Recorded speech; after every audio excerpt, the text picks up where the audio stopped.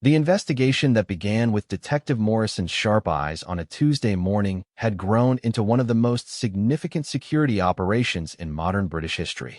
As dawn broke over London on Wednesday, teams of investigators worked around the clock to unravel the conspiracy they had discovered. The breakthrough came from an unexpected source.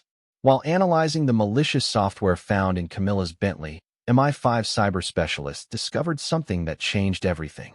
Hidden within the code was what appeared to be a signature, a unique pattern of programming that matched intelligence databases. Dr. Elena Vasquez, the lead cyber analyst, stared at her computer screen in disbelief. "Chief Inspector Chun," she called across the secure facility, "you need to see this immediately." Chun hurried over as Vasquez pulled up side-by-side code comparisons on her monitor. "This programming signature matches software we've seen before," Vasquez explained. "It was used in cyber attacks against government officials in Germany last year, and before that in surveillance operations targeting French diplomats." The implications were staggering. What they had uncovered wasn't a domestic threat or a random criminal enterprise. This was part of an international espionage operation that had been targeting European leadership for years. Within hours, Chun found herself in a secure video conference with intelligence officials from across Europe.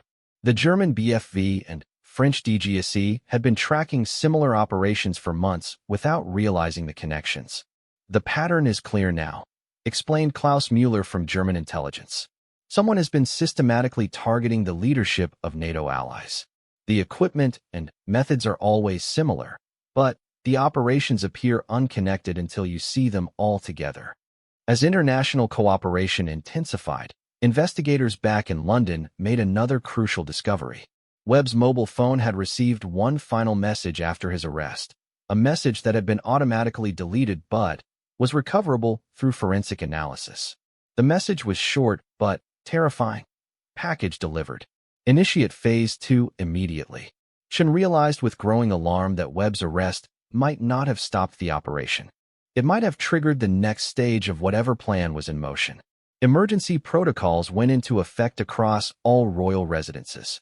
Every vehicle in the royal fleet was immediately grounded for comprehensive security sweeps.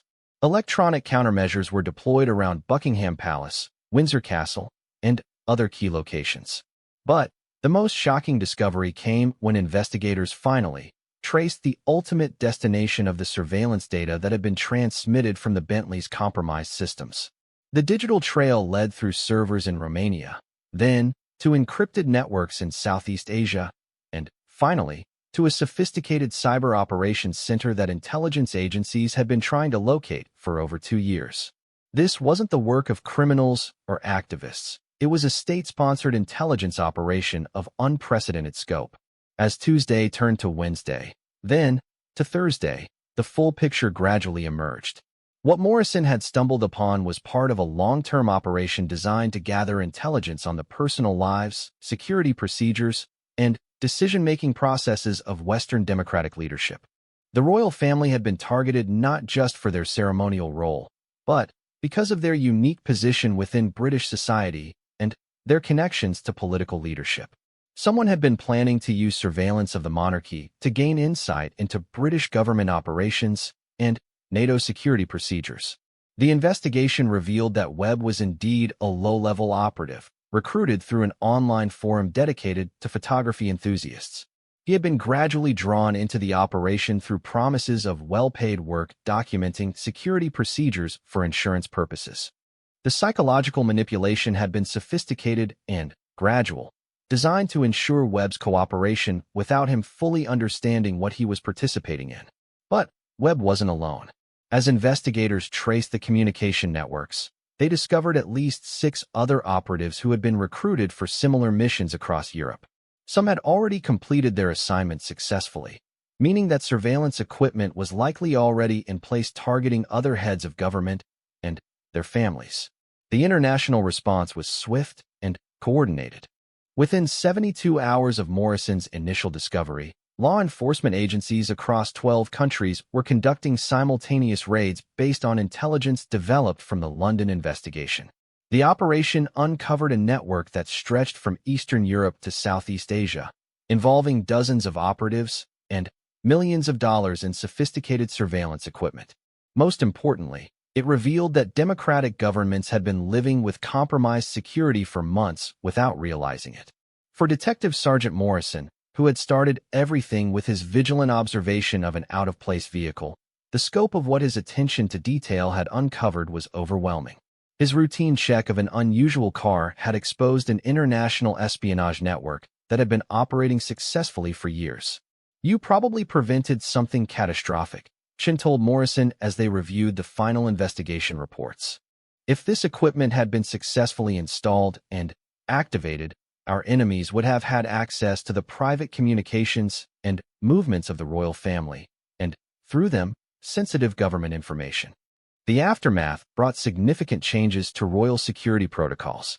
Every vehicle, residence, and communication system was upgraded with new countermeasures.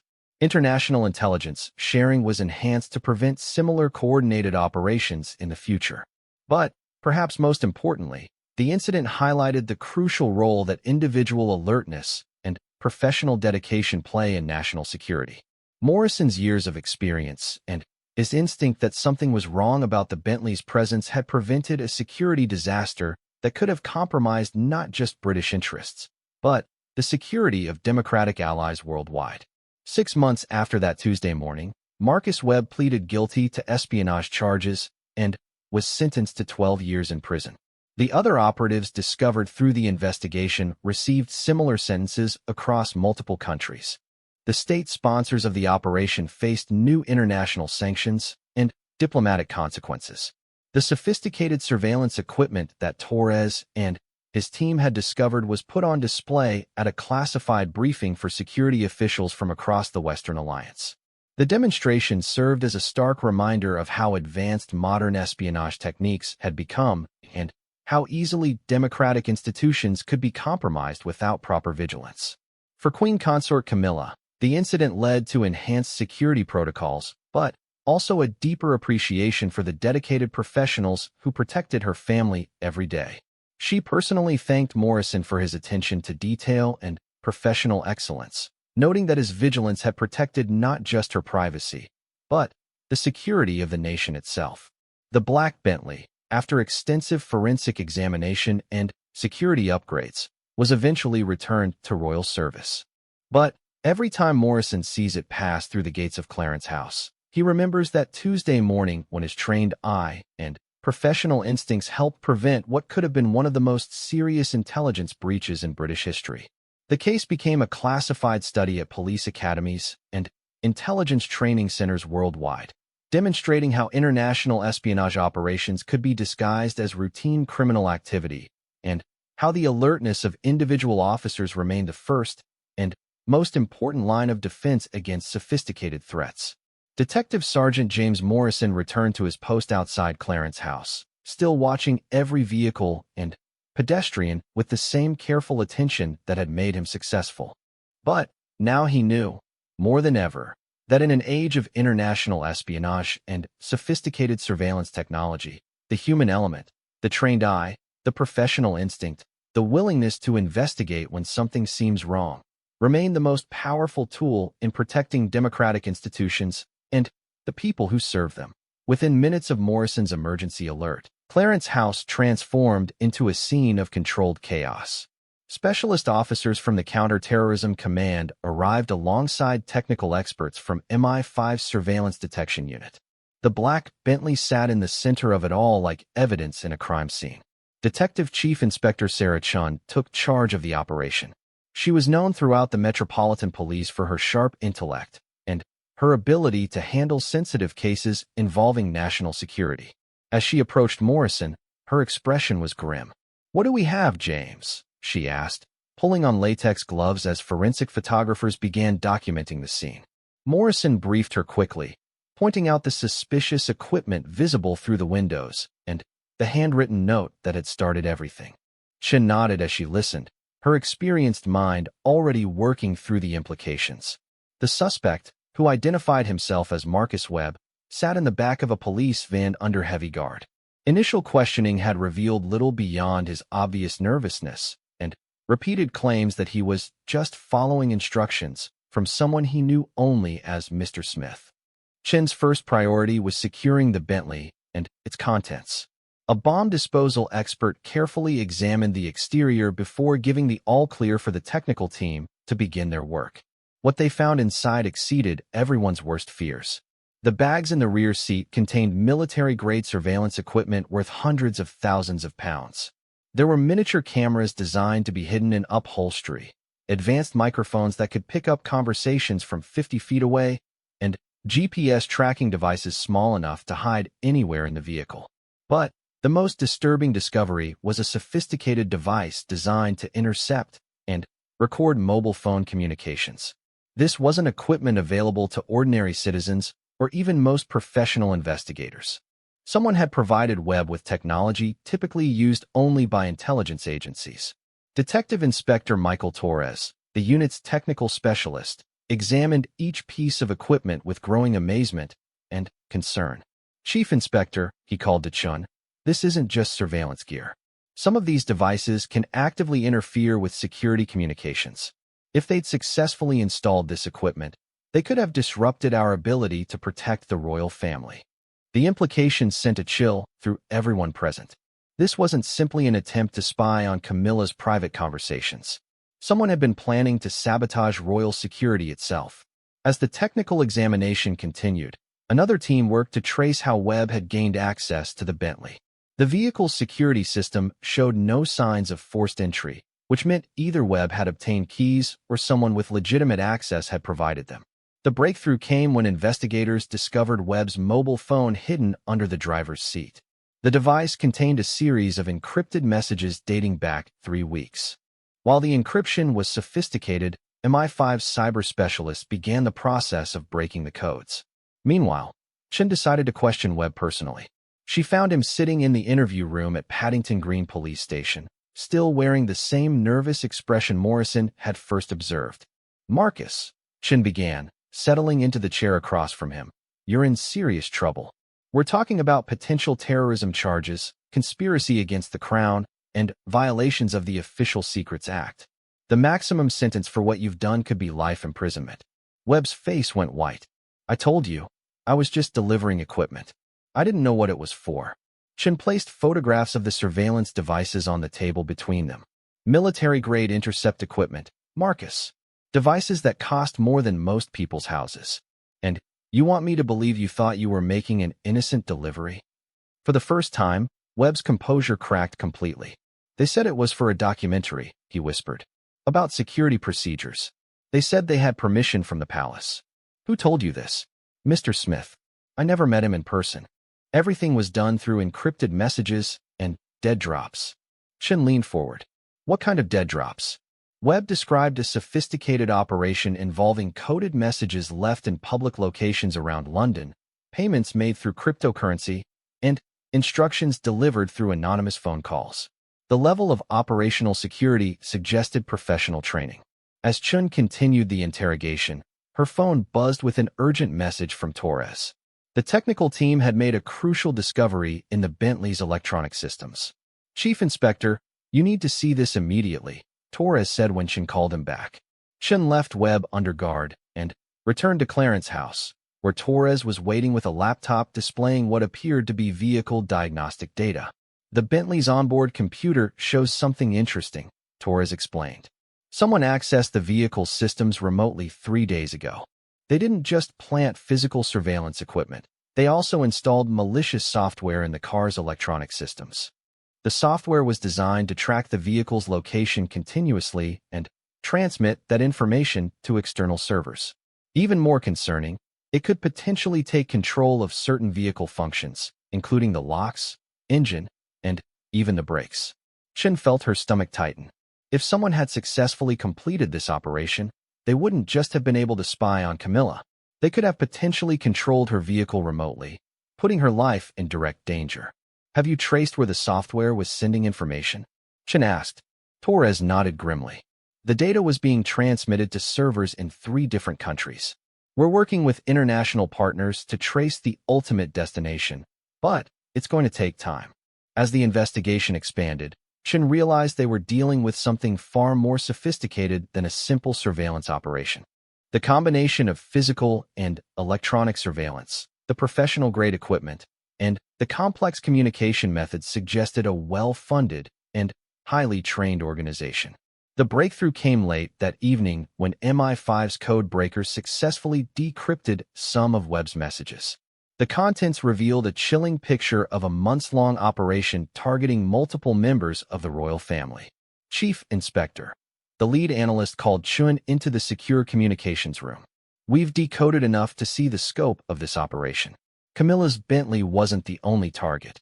The messages revealed surveillance plans for vehicles belonging to Prince William, Prince Edward, and even backup transportation used by King Charles himself. Someone had been planning to compromise the security of the entire royal family simultaneously. But perhaps most disturbing was a message dated just 2 weeks earlier that suggested the surveillance phase was nearly complete. The unknown organizers were apparently preparing to move to the next phase of their plan, though the exact nature of that phase remained encrypted.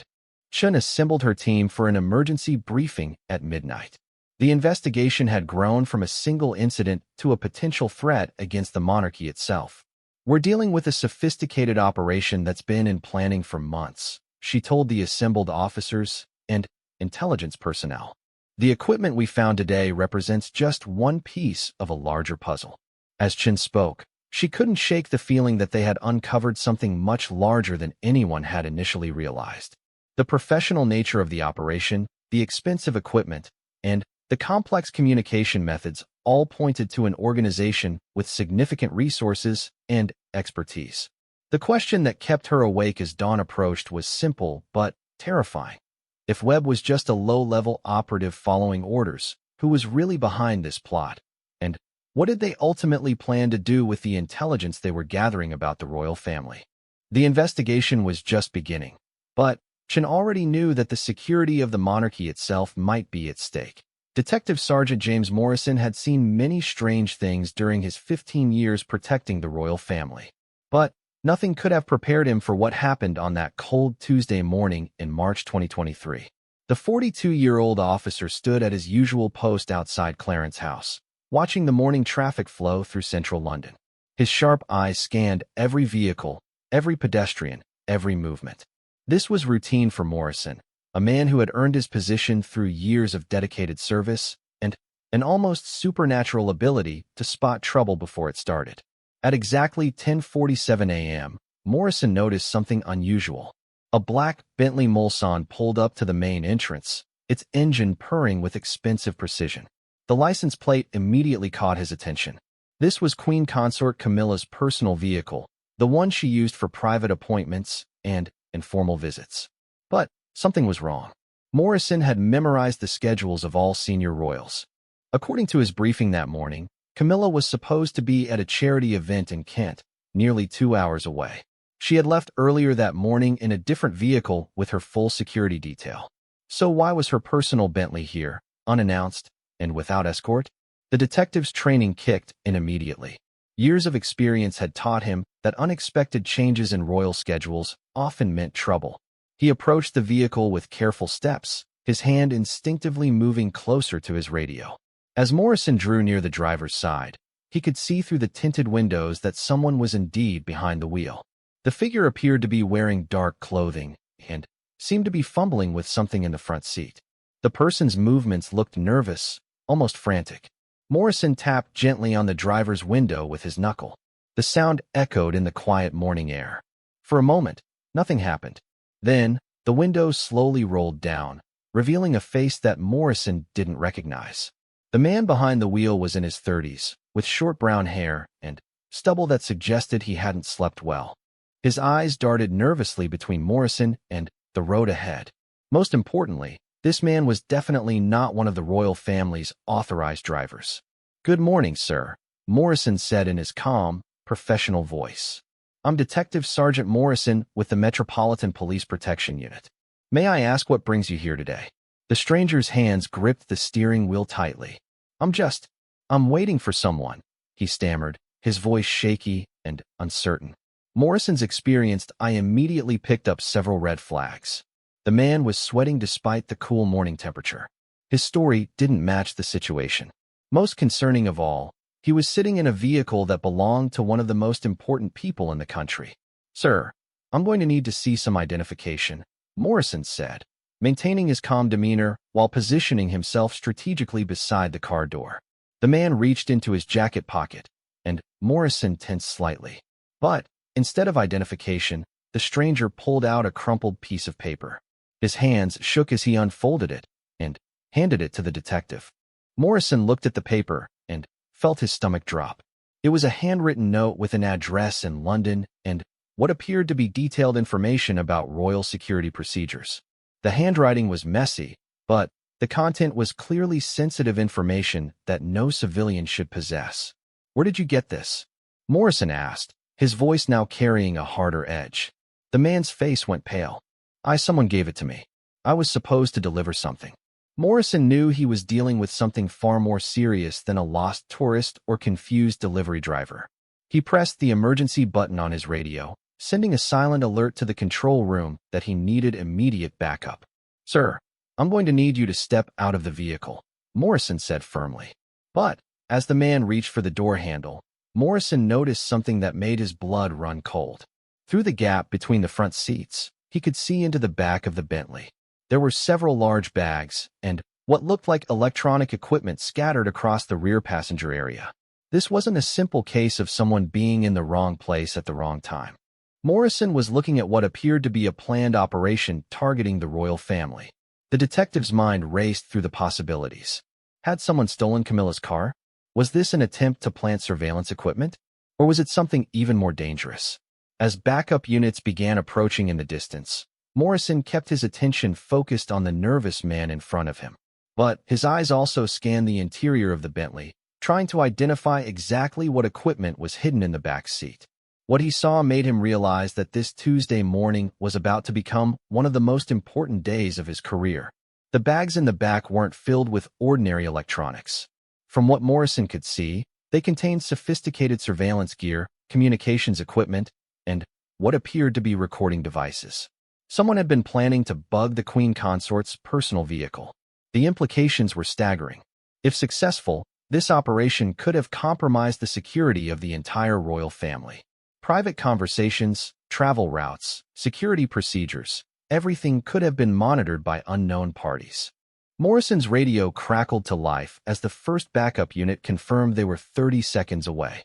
The detective knew he had to secure the scene and prevent the suspect from destroying any evidence. "Sir, please keep your hands where I can see them," Morrison instructed as he moved closer to the vehicle. The man in the driver's seat looked around desperately, as if searching for an escape route. But Morrison's position and the approaching sirens made it clear that running wasn't an option. As the first police car pulled up behind the Bentley, Morrison felt a mixture of relief and growing concern. They had caught someone attempting to compromise royal security, but bigger questions remained unanswered. Who was behind this operation? How had they gained access to Camilla's personal vehicle? And, most importantly, what other plans might be in motion? The detective knew that the next few hours would be crucial in unraveling what appeared to be a sophisticated plot against the royal family. As his colleagues secured the scene and began processing the suspect, Morrison took one more careful look at the equipment in the back seat of the Bentley. What he discovered there would shock not just the Royal Protection Unit, but intelligence agencies across the government. The sophistication of the surveillance equipment suggested this wasn't the work of amateurs or tabloid journalists looking for gossip. This was something much more serious, and Morrison realized he had just stumbled onto what could be one of the most significant security breaches in recent royal history. The morning sun continued to shine down on Clarence House, but for Detective Sergeant James Morrison, everything had changed.